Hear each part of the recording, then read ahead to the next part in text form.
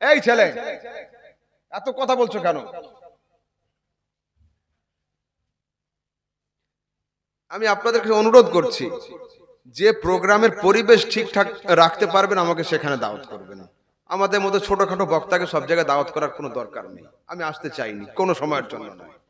আমি মুখস্থ জীবনী আমি করি না, আমি হাদিস কোরআন দিয়ে লজিক্যালি বোঝাই।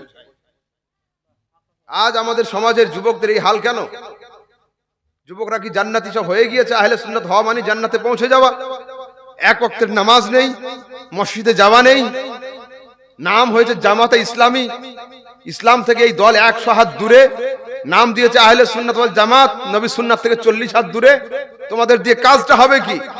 তোমরা আল্লাহর ঘর আবাদ করো, আল্লাহ তোমাদের ঘর আবাদ করবেন। আর সমস্ত দোষ হচ্ছে আলেমদের উপরে। যুবকরা শোনো, তোমাদের সম্পর্কে দুটো কথা। সমস্ত দোষ আলেমদের উপরে, যে আলেমরা কিছু বলে না। আরে ইমামে আহলে সুন্নাত আলা হযরত আজ নয়, 150 বছর আগে থেকে আমাদের জাগাচ্ছেন।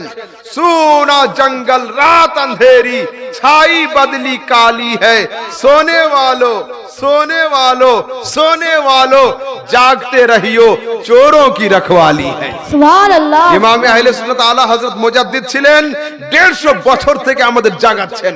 আমাদের ঘুম যদি না ভাঙে তো দোষ তাদের না। যুবকরা শোনো, ইমামে আহলে সুন্নাত লিখছেন, अरे दिल नहू में खोना तुझे, शब सुबह तक सोना तुझे, शर्म नबी खौफ खुदा ये भी नहीं वो भी नहीं। ফজরের আজান হয়, বিছানাতে শুয়ে থাকে। এশার আজান হয়, ফ্রি ফায়ার আর পাবজিতে কাটে। শর্মে নবী খৌফে খোদা, কবরে গিয়ে নবীর সামনে দাঁড়াতে হবে, এর লজ্জাও নেই। আর খোদার আদালতে গিয়ে কিয়ামতে দাঁড়াতে হবে, এর ভয়টুকুও নেই। রাতের বেলা যখন চতুষ্পদ কুকুরগুলো বাড়ির ভিতরে ঢুকে যায়, সেই সময় আমাদের ভাইগুলো, আমাদের যুবকগুলো বাড়ি থেকে বের হয়ে সারা রাত ফ্রি ফায়ার আর পাবজিতে মার ধর ধর করে থাকে। এই তোমাদের হাকিকত, এই নিয়ে তোমরা আহলে সুন্নাতকে বাঁচাবে? হে যুবক, শুধরাও। আর এখানে যারা আমার মা আছেন, বোন আছেন এবং ভাই আছেন, বড় বা আব্বা আছেন, আমি আপনাদেরকে করজোড়ে একটা কথা বলে যাচ্ছি, বাড়িতে শৃঙ্খলা তৈরি করুন, বাড়িতে নিয়ম তৈরি করুন, যে রাত্রি 10টার পরে ছেলে হোক চাই মেয়ে হোক, নাতি হোক চাই নাতনি হোক, সমস্ত মোবাইলগুলো বাড়ির গার্জেনের কাছে জমা দিতে হবে, ড্রয়ারের ভিতরে দিয়ে তালা দিয়ে ঘুমাতে হবে। নিয়ম তৈরি করুন। আর ফজরের সময় যে আগে উঠবে মোবাইল সে আগে পাবে। দেখেন তো আগামী কালকের মসজিদে লোক হচ্ছে কি না হচ্ছে।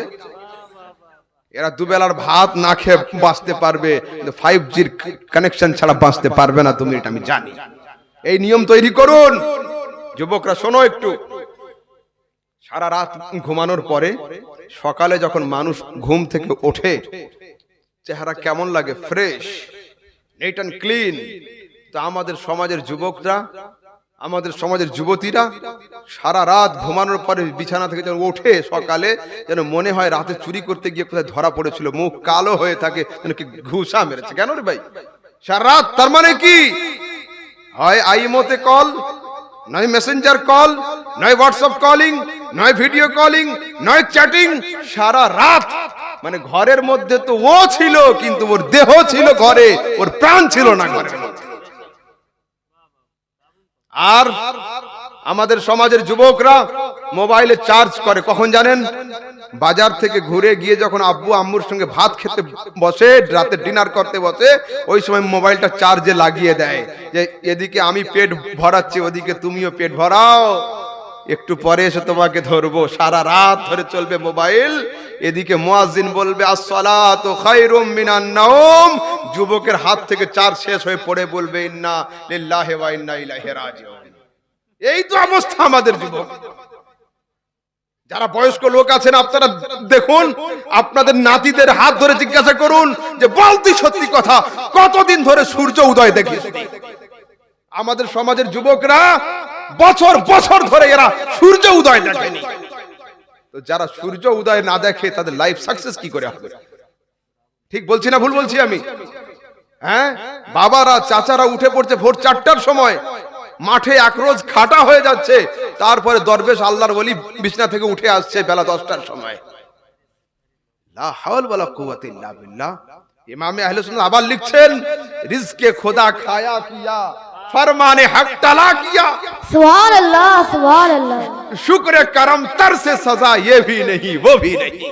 আল্লাহ পাকের খুব খাবার খেয়েছি, বিনা ট্যাক্সের খাবার খেয়েছি, আর আল্লাহ পাকের জবরদস্ত করে নাফরমানিও করেছি।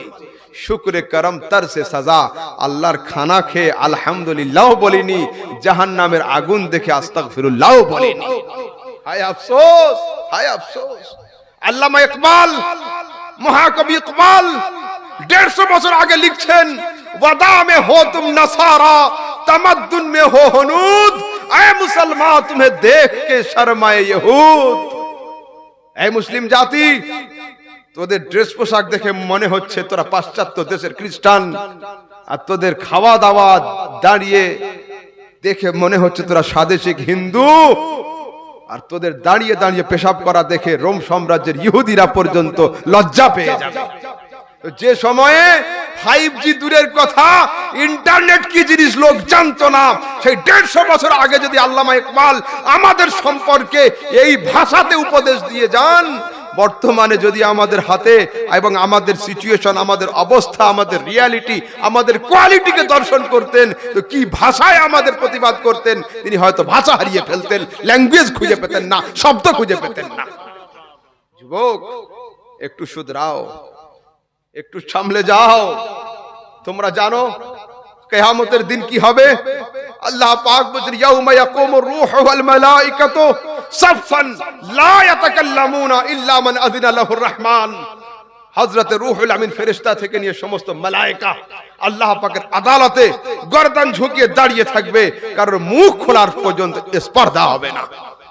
আল্লাহ পাকের তরফ থেকে আওয়াজ আসবে, ওয়ামতাজুল ইয়াউমা আইয়ুহাল মুজরিমুন, আয় অপরাধীর দল তোরা সাইড হয়ে যা। আল্লাহ পাকের তরফ থেকে গুরু গম্ভীর আওয়াজ আসবে, লিমানিল মুলকিল ইয়াউম, দুনিয়াতে যারা জবরদস্তি করে বাদশা সেজেছিলে, পাওয়ার দেখিয়েছিলে, আজ তারা কই? আমাদের কারোর মাথা উঁচু করার ক্ষমতা হবে না। বলুন আপনি, আজকের বাড়ি গিয়ে, কালকের বাড়ি গিয়ে, রাতের অন্ধকারে আল্লাহর আপনি মাঝখানে কোনো থার্ড পারসন সিঙ্গুলার নাম্বার কেউ থাকবে না, তওবা করে নেওয়া কত সহজ। নয়তো আগামী দিনে কিয়ামত যেদিন হবে, আদম থেকে নিয়ে ঈসা পর্যন্ত সবাই দাঁড়িয়ে থাকবে, সবার উম্মতিরাও থাকবে। সেই দিন যখন ফেরেশতারা আমাদের অসভ্যতাকে, আমাদের বর্বরতাকে, আমাদের চরিত্রকে লাইভ টেলিকাস্টে দেখাবে, সেদিন আমাদের অবস্থা কি হবে? আমার ইমাম আহলে সুন্নাতের ইমাম আলা হযরত সেই জন্য বলেছেন, আরে আজ লে উনকি পানা, আজ মদদ মাंग उनसे, फिर ना मानेंगे कियामत में घर मान गया। পরীক্ষার সেন্টারে যাওয়ার আগে যত পারো প্রিপারেশন নাও, যদি বইয়ের পাতা ছিঁড়ে খেয়ে নাও তাও কোনো আপত্তি নেই, কিন্তু রেজাল্ট আউট হওয়ার পরে যত কান্না করো, ফয়েকাল ল কিন্তু পাশে পরিবর্তন হবে না। যত কান্না করো, পাশে পরিবর্তন হবে না। তো মানতে হলে আজ মানো, স্বীকার করতে হলে আজ স্বীকার করো, নবীকে, নবীর দামান ধরতে হলে আজ ধরো। কিয়ামতের দিনে ফেরেশতাদের হাতে ডান্ডা দেখে মানি মানি করলে কিন্তু ঠান্ডা হবে না, সেদিন কাজ হবে না। মানতে হবে আজকের, স্বীকার করতে হবে আজকের। যুবক শোনো, তোমরা আমারই ভাই, আমি তোমাদের ভাই। আমি কোনো 40-50 বছরের বুড়ো নয়, আমি তোমাদের মতো, কিন্তু দুনিয়া ত্যাগ করে আজ তোমাদের নসিহতের জন্য, তোমাদের উপদেশের জন্য এবং আমার সমাজকে কন্ট্রোলের জন্য এই পরিশ্রম, অন্যথায় নয়। আমার নিজের অন্য কাজ আছে, আমার নিজের বিজনেস আছে, আমি বিজনেসম্যান লোক। আমার এটা কোনো প্রফেশন নয়, এটা আমার কোনো প্রফেশন নয়, এটা আমার বিজনেস নয়, জলসা করা পেশা নয়, আমার কোনো নয়। কিন্তু যুবক শোনো, আমি তোমাদের জন্য, ভারতের সরকারের সবচেয়ে বড় বাজেট কাদের জন্য থাকে জানেন? বিএসএফ আর্মিদের জন্য থাকে। ওদের খুব ছাড় থাকে। ওরা সমাজের সবচেয়ে 1 নাম্বার ঘি খাবে, আবার আমরা যে দামে খাই তার 4 ভাগের 1 ভাগ দাম দেবে। ওদের নিজেদের ক্যান্টিন রয়েছে, ওদের সবকিছু আলাদা। কিন্তু ভারত সরকারকে জিজ্ঞাসা করা হয় যে ওদের জন্য এত ছাড় কেন? তা হচ্ছে বর্ডার সিকিউরিটি ফোর্স যত টাইট থাকবে, আমাদের ঘুম তত আরামের হবে। আর বর্ডারের ফোর্স যদি দুর্বল হয়ে যায়, মোদিজিরও ঘুম উড়ে যাবে, আমাদেরও ঘুম উড়ে যাবে। কেন? কোন দেশের হামলা কখন যে হবে, কোন দেশের মিসাইল কখন চলে আসবে, কোন দেশের ড্রোন এর ভিতরে আসবে, আমরা টের পাবো না। তো ইসলাম রাজ্যের বাউন্ডারির বর্ডার সিকিউরিটি ফোর্সের নাম হলো উলামায়ে কেরামের জামাত, মুফতিদের জামাত, মুহাদ্দিসিনদের জামাত। তো আজ আমরা যদি শক্ত হয়ে কথা না বলি তো হক আর বাতিল মিশে যাবে। যদি ভারতের বর্ডারের ফোর্স যদি দুর্বল হয়ে যায় তো পাকিস্তান আর ইন্ডিয়া খালাত মালাত হয়ে যাবে। ঠিক তেমন সুন্নি আলেমরা যদি গরম না থাকে, হক আর বাতিল মিশে গিয়ে সমস্ত দিন ধ্বংস হয়ে যাবে। ওই জন্য আমাদের হাজরাতরা শক্ত থাকে। কিন্তু আমার ওয়াদা ছিল এটা, আমার ওয়াদা হচ্ছে এটা যে আমি কোন কথা মঞ্চে উঠে বিনা হাদিসে বলি না। এত জোরে জোরে ওয়াজ কেন করি আমি? এত জোরে ওয়াজ আমার আলেমরা কেন করেন? মাওলানা ইব্রাহিম সাহেবের আওয়াজ এত জোরে হয় কেন মঞ্চে ওয়াজের সময়ে? আলহামদুলিল্লাহ, আহমদ রাজা সামদানি ফির হাদিস से साबित कर रहा है। শুনুন, সাহাবায়ে কেরাম বলছেন আমার রাসূল যখন সাহাবীদেরকে সামনে রেখে বক্তব্য রাখতেন, তার এই দুটো চোয়াল মোবারক লাল হয়ে যেত, চক্ষু বর্ণ বড় হয়ে যেত, কাআন্নাহু মুনজিরু জায়শিন, যেন মনে হতো একজন কমান্ডো সৈন্যদেরকে শিক্ষা দিচ্ছেন, যুদ্ধের প্রশিক্ষণ দিচ্ছেন। তা আলেমরা হলো সমাজের নেতা, প্রশিক্ষকেরা, এরা প্রশিক্ষণ দিচ্ছেন, সেই জন্য এরা উঁচু আওয়াজে কথা বলে।